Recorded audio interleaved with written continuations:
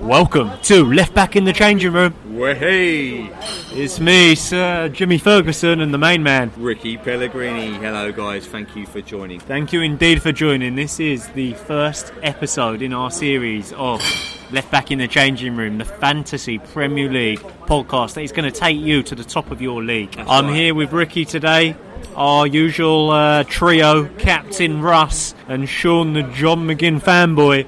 Can't be with us today, but they'll be here next week. And the main reason that I really wanted to kick off with Ricky, Mr. Pellegrini, he is the man, the top 1,000 in the US. That's where he was last year. He was top 1,000 in the world and the US. He's just always top 1,000. Right, that's enough. That's enough of that there, Jimmy. Yeah, I appreciate the introduction, mate. I can't help but pick you up, Ricky. We're only 3 weeks in. So let me just get straight to it. We've got a great show today, mate. Before we get into the teams, what happened with United, mate?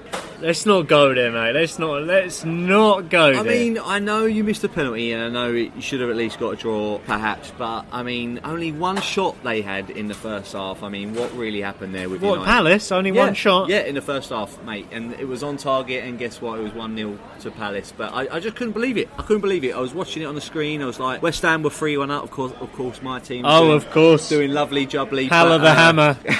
The one-shot wonder that will never be... Tell our listeners, what do you think is going on at United? Well, I mean, it's a tough one, isn't it? I mean, everyone can have their say at United, and I personally back Ollie. I love Ollie. He's the best manager that we could wish for, because I love Ollie. It's all right. So, because I actually noticed a lot of people were looking at Rashford as a big pick, just in general, and obviously minus points for the missed penalty. That would have been a bit of a shocker as well. You know, that was a shock to me. I mean, I saw him step up and take that, and I was very pleased that he was taking it and not Pogba, because I've seen Pogba take these penalties, and he does this kind of like little pigeon run up, and it's ridiculous. He sort of does a little slow run up, and then he stops, and then he runs again, and then he hits it, and he misses. I've never seen someone miss as many penalties as Pogba, other than probably myself back at school, mate. Well, you was a right winger, weren't you? You was a right winger. Yeah, but I was a bloody great penalty taker. I used to get 1 in 7, mate. I have seen that myself on the pitch, so I can confirm Jimmy is a good penalty taker. But I digress. So let's go into, I guess, the Fantasy Premier League. So who did you choose as your captain? I have to say you first, because I know exactly who you chose, and I was very happy about it that it didn't work out. Who did you choose, Jimmy? I went for Mr. Kane. I thought he was going to do it, mate. I thought Tottenham were playing Newcastle. Newcastle had played Norwich the weekend before. Yeah. Pookie, a hat-trick against Newcastle, and Newcastle were away from home, and Tottenham were at home. It was, to me, if Pookie could get 3 against Newcastle, Harry was going to get 5. That's right. I mean, to be fair, I think Kane and Sterling were the top picks for captain. Salah was actually the 3rd captain pick of last week, and essentially those who kept with him, aka me, were smiling at the weekend. Yeah. We were smiling at the weekend, mate. I stuck with him. A lot of people were getting rid of Salah. Couldn't quite understand it. He had a blinder this weekend. He always scores against Arsenal, right? And we're all How do you know that? Well, that's a tip right there, listeners.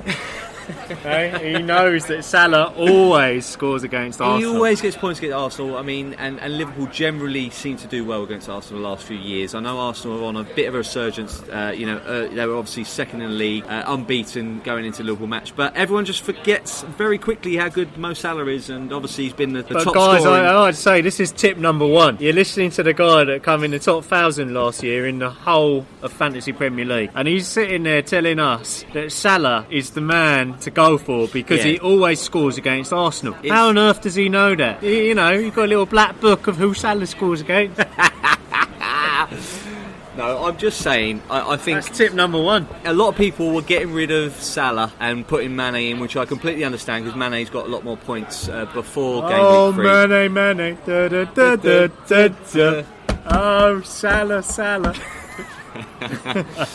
So I think we got actually some questions on that, didn't we, online? There was a question, yeah, it did come in, and it's a good one for you, Mr. Pellegrini. I think the question from the dugout, question we got this week is, does Fantasy Premier League all come down to luck? I mean, or is there some skill involved? I think you have to look, personally, I think you have to look out at the game weeks ahead. I think you have to look, the next 3-4 fixtures, make sure you have a plan. So that's looking at the long game, but I think, the question was grounded in, is it lucky that you went for Salah as captain compared to Kane? I kind of think that's not luck, though, because you've made that choice and you've done it based on your kind of research. But then let's get to this, right? And Sean's not here with us today, and he's the John McGinn fanboy. John McGinn got an assist on the weekend. He was fantastic. To be fair, but his assist was lucky. He just passed it, and El Ghazi did a fantastic job of scoring. I think there is a massive John McGinn fan club out there. To be honest, he started the season very well. He seems to get a few assists, and he's always involved in the action with Aston Villa every time they go forward. So I think John McGinn, if you're listening, mate, you think he's going to do it for the whole season? Keep it on. I reckon he will. Season? For Aston Villa, he will. I think he'll be involved with the goals. But I mean, to me, mate, that's where he's got a little bit, and I find this difficult because you look at the people that do get assists, and if someone hits a worldie from 20 yards out, which he did last season on many occasions, yeah, but the person that supplies that ball to that person, is it not lucky that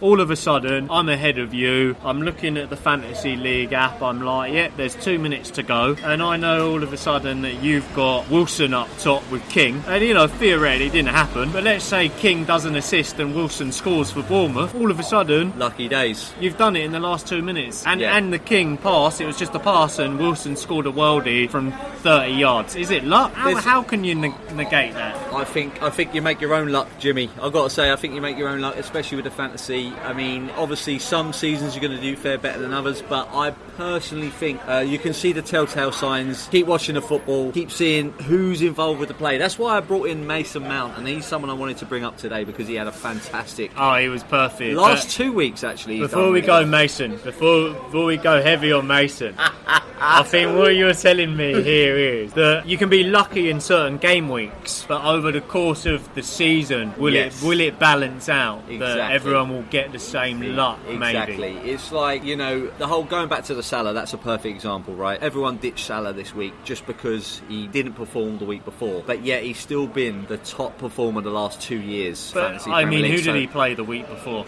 But we know he didn't score. It was Southampton because Mane scored a worldie, didn't he, into the top corner? Yeah, and Adrian made that horrible error because that actually cost me 8 points. Because I had Robertson and I had Trent Alexander-Arnold at the back. That cost me. You see, he cost you a lot of points, and I actually had Adrian. I had him in goal. And last week, he really should have got minus points for what he did against Southampton. But straight to Danny Ings, and I believe Sean the John McGinn fanboy actually had Danny Ings. He did. He had Danny Ings as captain. You don't know what he's doing because he's Scottish. But he got lucky. But that plays. But how much as well is that? That's a great question right there, Ricky. I think you look at Danny Ings, right? He scored against Liverpool. He used to play there. You then look at Mane. He used to be a Southampton boy, and he scores against Southampton. And Van Dijk. Doesn't it seem that players that used to play for their old teams, they seem to step up? They do. Is that something you should take into consideration? I always remember that each week? Frank Lampard used to always score against West Ham.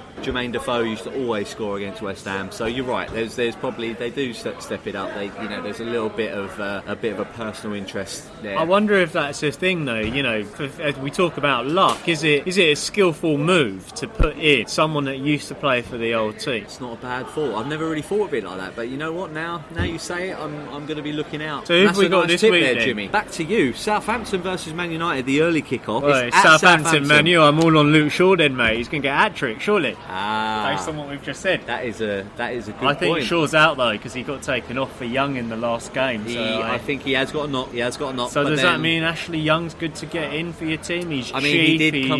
He did come on for Luke Shaw, so I imagine he will slot into that left-back role. What do you think about Maguire? We have to talk about Maguire because obviously he's the biggest big summer signing for Man United. I think the only thing there when I say even about Young, he's registered as a defender now on fantasy. So if he lets a goal in, he's no good to have, and he's not regularly going to play. And I think United with Maguire, when I watched us against Chelsea, I thought we looked okay. As in, we won 4-0. I thought the result basically flattered us, I have to admit. I thought we were not good in the first 30 minutes. Abraham hit the post, Chelsea were all over us. And I do think we got lucky in that, and I think we're getting found out now. So I personally would say to many listeners, if you're banking on Wan-Bissaka, last year at Palace he didn't get that many assists. He's not the player, and I don't think United and I don't think Maguire are defenders you should get in your team. That's a fair point, James. I noticed a lot of people did do the double up on Wan-Bissaka and Maguire, or if not just at least one of those. Wan-Bissaka obviously was a massive differential last year. He was only like 4 million. He was in a low cost option last year. I've got to go on to the next team. Someone I did want to talk about, obviously I did mention Mason Mount, so I am keen to talk about Chelsea and Sheffield United, even though I'm not a massive Chelsea fan obviously, but I got to say Chelsea played some great football against Norwich at the weekend, and that was a cracking game. Chelsea-Norwich, wide open game, it really was, and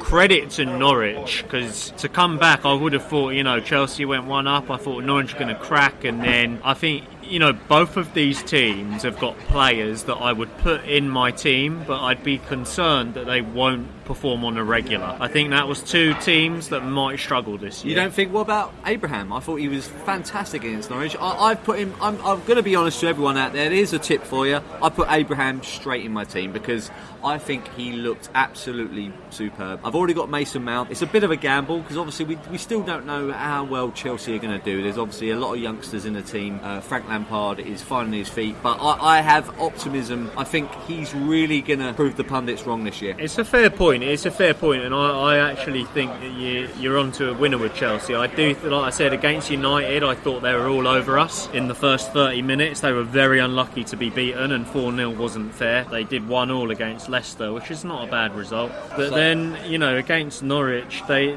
got 3, and I feel like Norwich are not the best team at defence. And I think Abraham, he got 2 against Norwich. If you put him up against a stronger defence, I'd be interested to see how he does against Sheffield United. They're not going to be the best team in the league. They're going to be better than Norwich, in my opinion. And so, boys, we've just been given a fantastic beer on the house from our host. Thank you very much, sir. Thank you, appreciate sir. it. Compliments of Slattery's pub. There we go. There you go, NYC. Slattery's. You heard it here. You heard it first. You now know where we are. Come visit Slattery's pub. Yeah, what are we saying, Ricky Pellegrini against Chelsea then? Because I also think there's a flip on there, Norwich as well. Yes, a lot of people did get pukey, right? I didn't. I didn't either. Do you call it pukey or pookie? It's definitely pukey. Come on. Oh, good done a pukey. I always do that when I score, mate. I must admit, I've got an opinion about this for all you fantasy Premier League managers out there. I think it's too early still with Pukey. I think he's going to score a lot of goals, but he's going to get more and more expensive, and that's what people are thinking. It's not Ricky. even that. No, it's not even that. I'm thinking he's got a few tough game weeks up ahead, including the Hammers this weekend at I was going to say Upton Park then, at the London Stadium. Calls himself a Hammer fan. A few years too late for that, but he's had a beer. Honestly, then they've actually got. I'm pretty sure they got Man City soon as well.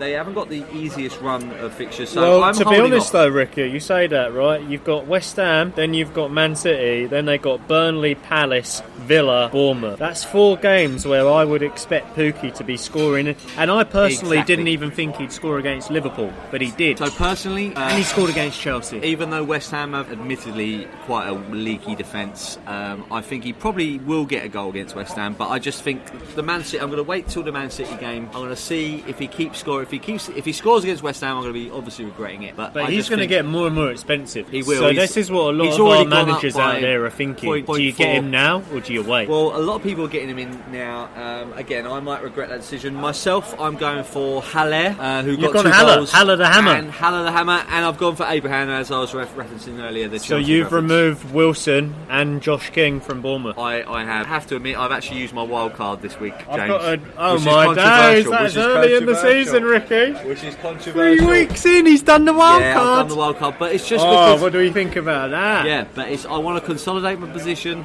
I want to sort He's literally gone top of the league this week, and I need to consolidate. He just got top of the league. He's used this wildie. I'll explain why. Let me explain why. Right. So I had a few players on the team. 69 last week, didn't you? A few players on the team. I shouldn't even be showing you this actually, Jimmy, but this is giving you an advantage. But well, I've just seen it. Guys, I've seen it right here. If you want to win, you need to get Jordan Ive up top, is what I'm saying. Jordan Ive, no. And a bit of Darren Fletcher in midfield. No way. No, but I'm sticking with Mason Mount. I think he's absolutely that's fantastic. a solid choice. Obviously, I brought De Bruyne in last week as well. I'm sticking with him as well. But I'm actually looking at, Abraham and Haller. I think they're going to score goals. So that's going to be my main point. My question for you is, you like the sound of the players, or what